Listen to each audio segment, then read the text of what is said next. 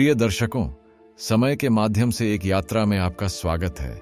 एक यात्रा जो इतिहास और पौराणिक कथाओं के दायरे से परे है। आज हम उस मनोरम कहानी की खोज पर निकल रहे हैं जो अयोध्या के ताने बाने में बुनी गई है, श्री राम मंदिर की गाथा।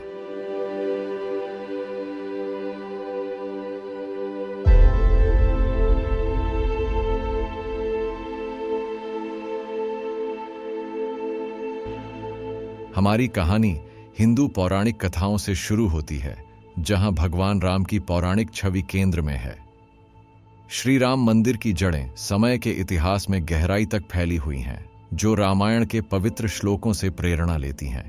1988 में तेजी से आगे बढ़ते हुए जहां आधुनिक राम मंदिर के बीज अहमदाबाद के दूरदर्शी सोमपुरा परिवार द्वारा बोए गए थे, उन्हें कम ही पता था कि उनका डिजाइन विश्वास का प्रतीक और लचीलेपन का प्रतीक बन जाएगा।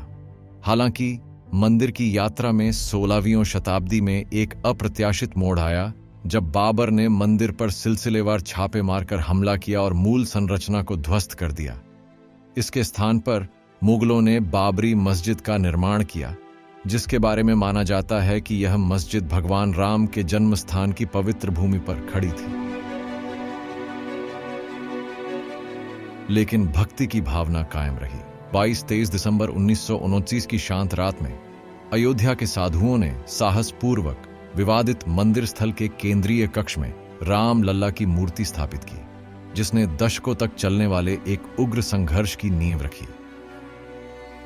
हमारी यात्रा 1853 में अशांत पानी का सामना करती है, जब धार्मिक हिंसा की पहली चिंगारी भड़की।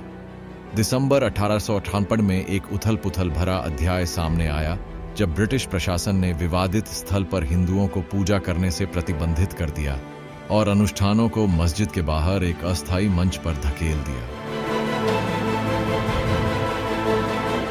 6 दिसंबर 1992 के निर्णायक क्षण की ओर तेजी से आगे बढ़े।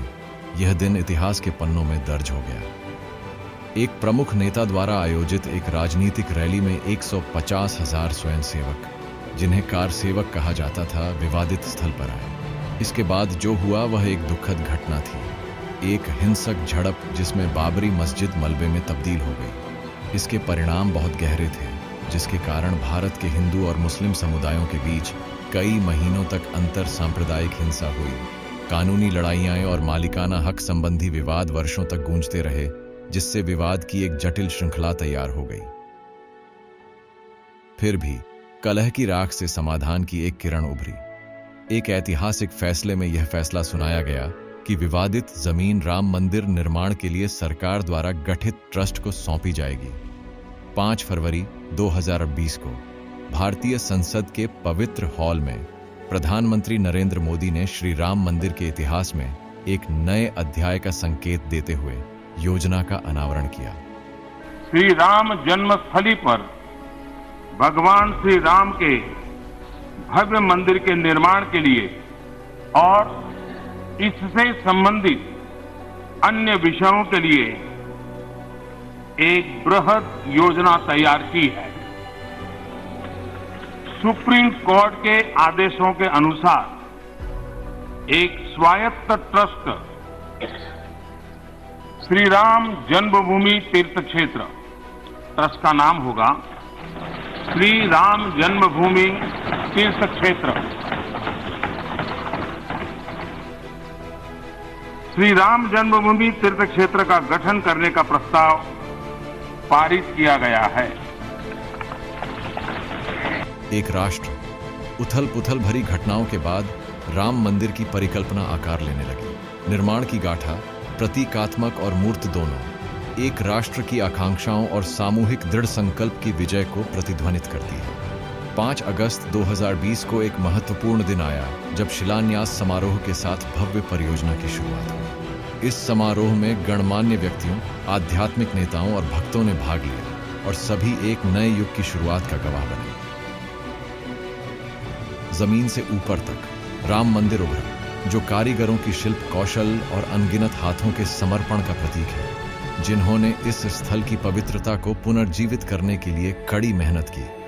रखी गई प्रत्येक ईंट पुनर्निर्माण और पुनर्स्थापन के अटूट संकल्प का प्रमाण बन गई। वास्तुकला का चमत्कार जो अब अयोध्या के क्षितिज को सुशोभित करता है, वह कालातीत सौंदर्य शास्त्र और आधुनिक इंजीनियरिंग का मिश्रण है।